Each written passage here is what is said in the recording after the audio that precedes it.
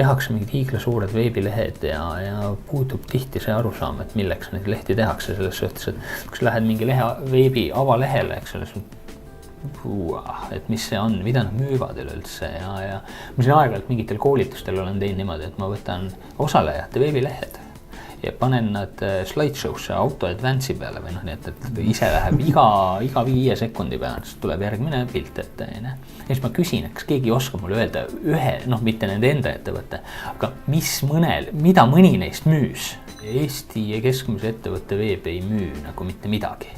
Ja mina olen nagu ilmselgelt väga seda mõtet, et veebi point on see, et ta peab kas siis reaalselt müüma mingi asja maha, et sa saad nagu pangalingi või krediitkaardiga maksta, või siis, et sa võtad ühendust, ehk siis sa saad mingi kontakti. Kõige väiksem kontakt võib olla ka see, et näiteks liitub uudiskirjaga või esitab mingi päringu, mis ei ole siduv, eks ole.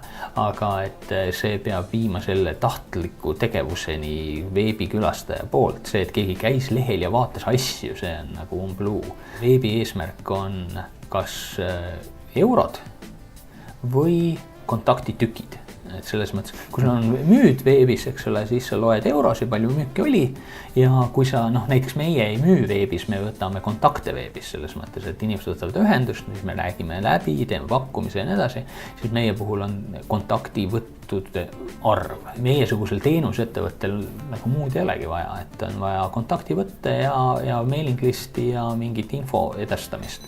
Ise ei saa olla oma veebitestija. Mitte kunagi, see on umbluu. Kui on mingi üldrahvalik toode, eks ole, võta näite emale oma veebi või grupivennale ülikoolist või mida iganes või näita inimestele. Võta olemasolevaid kliente või potentsiaalseid kliente ja näita neile veebi ja küsi, et mis arvad, et kas leiad üles või annagi neile konkreetne ülesanne, et sa müüd, ma ei tea, teemantpuurimist ja mingid muid ehitustöid ja siis ütled, et esita teemantpuurimise tellimus mulle palun.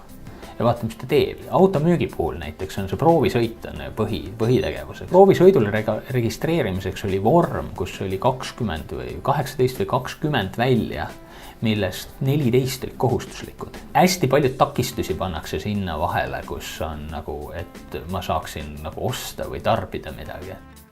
Et elu on näidanud nagu seda, et elu on siis numbrid ja statistika.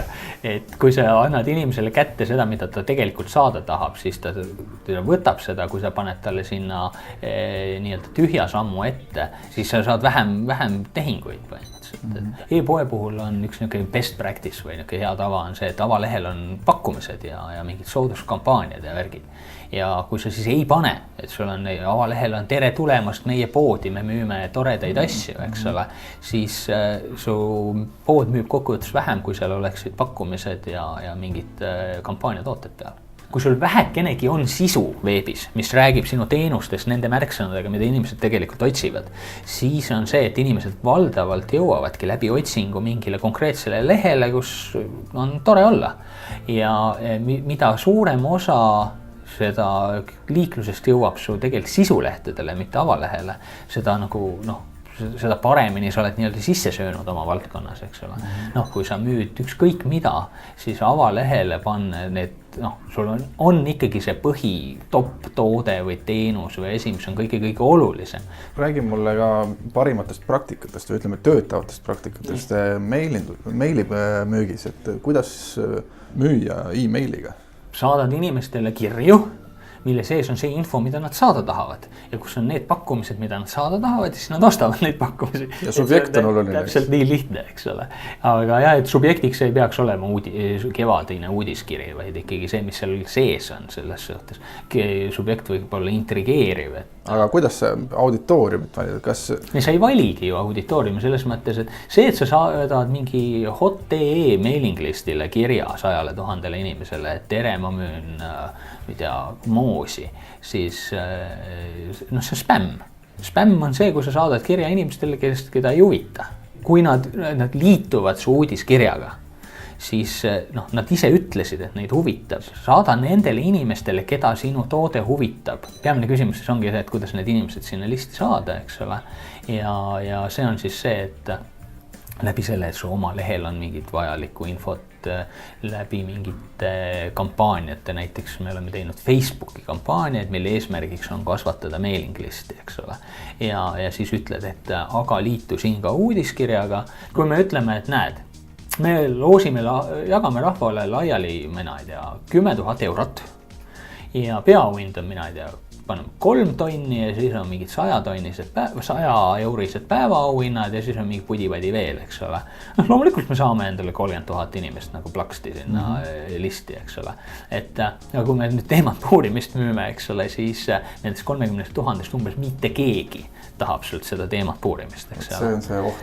Ma millegipärast natuke kahtlen selles, et kui ma ühe korra mingil suvalisel lehel like nuppu vajutan ja mingi paar, ma ei tea, meiliaadress sisse löön ja muud huvi mul ei ole, kui see reis saada, et ma natuke kahtlen, et see kuidagi äriliselt kasulik on. Jah, et nagu lõpuks on sul mega mõnus mailing list, kus on 7000 osalist. Täiesti suvalist inimest. Aga tegelikult, kui sa sinna saadad midagi, siis ei saa mitte mingit responsi. Et üldiselt oma klientidel me soovitame ikkagi see, et see auhind või see, mida loositakse, on ikkagi seotud su oma tegevusega.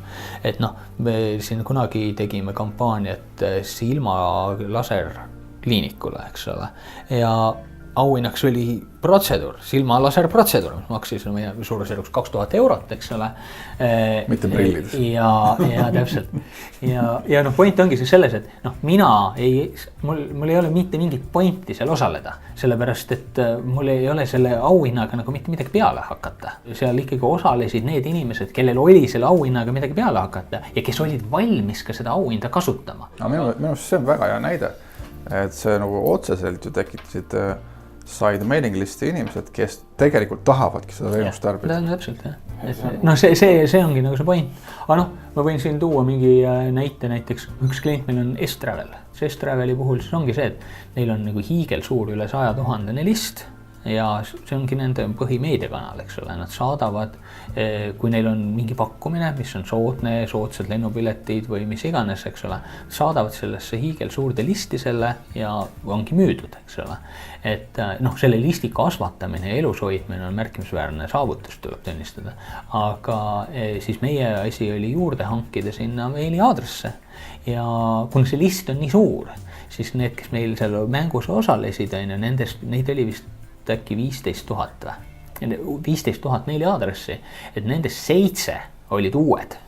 7000 olid uued. 7000 olid uued, aga selles mõttes ikkagi, kui üle 100 000 pealt 7000 juurde, 7000 on Eesti mõttes nii suur mailing list, et paljud ütlevad, et neil on elu lihtne ja nii edasi. Eks sa kasvata endale 100 000 listi ja vaata, kui lihtne see elu on. Aga mida inimesed saada tahavad? Inimesed tahavad odavalt reisida.